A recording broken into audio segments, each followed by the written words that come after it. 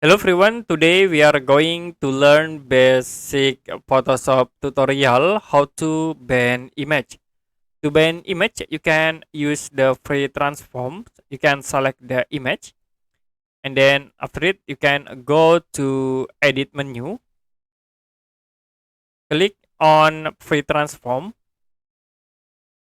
and after it you can click this icon.